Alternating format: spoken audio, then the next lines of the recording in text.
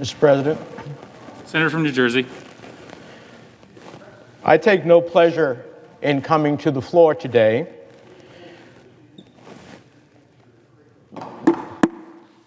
The order in the chamber. Senator from New Jersey is recognized. We in the Senate take pride in our decorum and our sense of comedy with each other. So much that we often twist ourselves into pretzels to avoid saying anything that might be interpreted as a criticism of another senator. Yet there comes a time when these verbal gymnastics simply won't do. You're either going to speak the truth or fail to do justice to the values you hold dear. What one of our colleagues said last week about the events of January 6th was felt by many to be racist and hurtful, a stain on the office he is so fortunate to hold. Look, I get no one likes to be called racist, but sometimes there's just no other way to describe the use of bigoted tropes that for generations have threatened black lives by stoking white fear of African Americans and black men in particular. On a radio show, our colleague explained that he never feared for his safety during the January 6th insurrection of the U.S. Capitol. But make no mistake, under different circumstances, he would have been afraid. He said, and I quote, "Now, had the tables been turned," now, Joe, this will get me in trouble, "had the tables been turned and President Trump won the election and those were tens of thousands of Black Lives Matter and Antifa protesters, I might have been a little concerned." Is that not racism, Mr. President?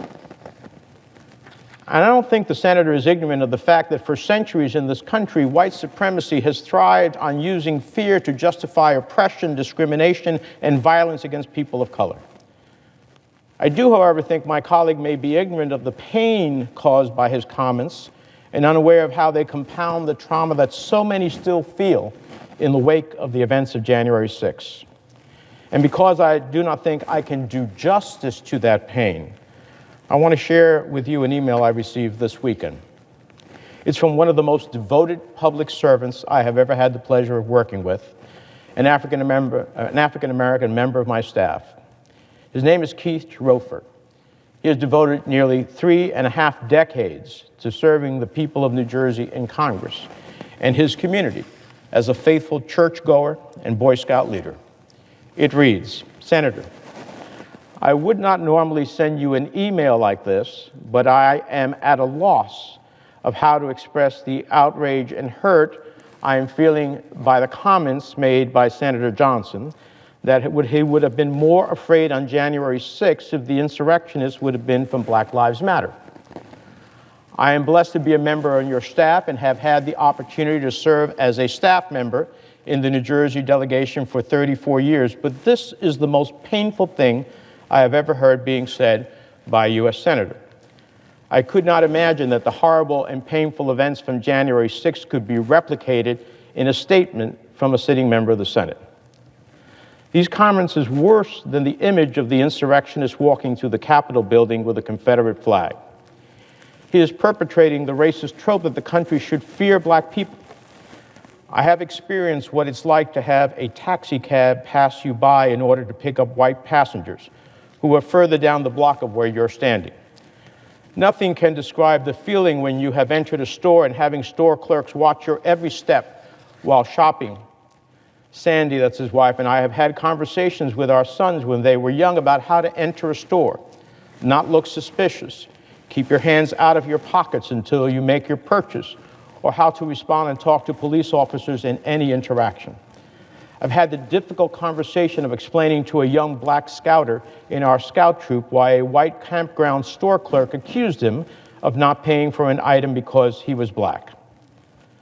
This type of hate speech is not new. The hardest part of what he said is that in 2021, a United States Senator would so freely express this type of hate out loud. I'm so grateful for our officers who endured so many injuries on January 6th, and I pray that they will recover physically and mentally. They are going through so much right now. I feel guilty that my email to you might sound shallow because of the pain that they are trying to overcome. I understand the Senate works best when both sides can find common ground, but how do you really reach common ground when such views can be held? Again, I'm sorry for reaching out late on Saturday evening, but I needed to share this with you. Keith. Mr. President, to read these pained words both broke my heart and boiled my blood. Thousands of people of color serve in the United States Capitol workforce. They are legislative staffers like Keith and Capitol police officers and maintenance workers, cafeteria staff, and so much more. I should not have to stand here and remind anyone that many of them feared for their lives on January 6th. But not Senator Johnson. He felt no fear. He wasn't afraid because, and I quote, "I knew those are people that love this country, that truly respect law enforcement, would never do anything to break the law, so I wasn't concerned." Mr. President, people who love this country do not desecrate our most sacred democratic institutions and display symbols of racial hatred like the Confederate flag in the halls of Congress. People who respect law enforcement do not assault Capitol Police officers, beat them within inches of their death, and hurl ugly epithets like officers of color.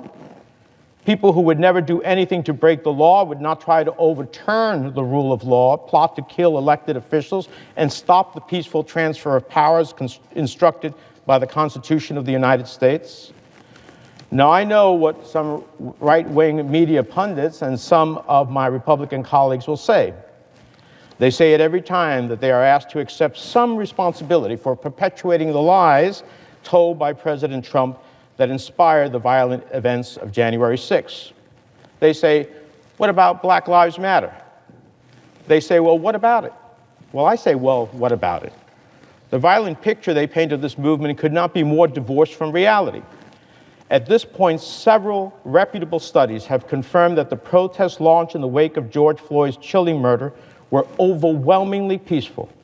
I repeat, the Black Lives Matter movement is overwhelmingly peaceful. I know many people don't care about facts these days, but it is the truth.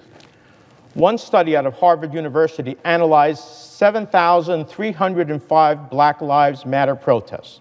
The conclusion? Allow me to quote Professor Erica Chenoweth. She said, quote, only 3.7% of the protests involved property damage or some form of vandalism. Some portion of these involved neither police nor protesters, but people engaging in vandalism or looting alongside the protests. In short, our data suggests that 96.3% of events involved no property damage or police injuries, and in 97.7% of events, no injuries were reported among participants, bystanders, or police. Likewise, the Armed Conflict Location and Event Data Project, an organization I might add is partially funded by the U.S. Department of State's Bureau of Conflict and Stabilization Operations, examines 7,750 different Black Lives Matter demonstrations across the nation last summer. They found just 3% of those protests associated with any violence or property destruction whatsoever. They also concluded that police departments, quote, disproportionately use force while intervening in demonstrations associated with the Black Lives Matter movement relative to other types of demonstrations.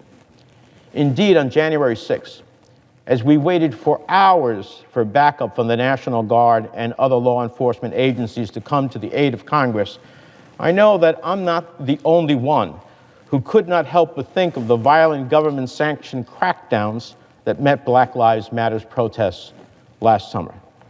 The bottom line is that these lies casting Black Lives Matter as violent have already done real damage. They have convinced millions of Americans that they should fear those who march under the banner of this movement for justice, when really it is the resurgence of violent white supremacy that should be Americans' real cause for alarm. Indeed, last October, the Department of Homeland Security issued a report confirming that white supremacists pose the most lethal domestic terror threat to the American people. And research from the Center for Strategic and International Studies finds that white supremacists and their sympathizers carried out 2/3 of terrorist plots and attacks in 2020. In the weeks since January 6th, we have learned that far-right extremist groups that regularly preach white supremacy, such as the Oath Keepers and the Proud Boys, played a major role in plotting and executing the attack on the U.S. Capitol.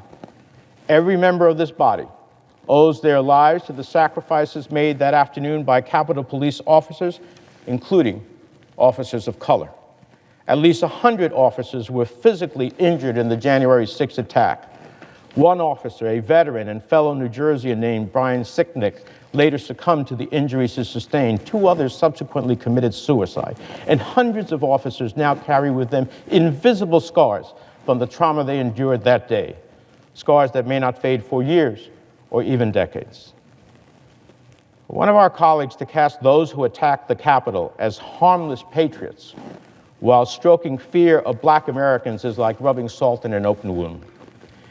Everybody in this body should know that when you perpetuate such racist tropes, you contribute to a culture that gives people permission to treat Black Americans as suspicious and their lives as expendable. We in the United States Senate are supposed to hold ourselves to a higher standard. We're supposed to advance America's long march towards a more perfect union, not coddle and cater to those who would take us backwards. And we are supposed to stand up for the truth.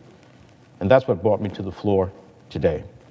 I hope members of this body on both sides of the aisle will join me in making sure that we do not debase the institution and the people we are called to serve, all the people for which so much pain has existed for years and exists still today.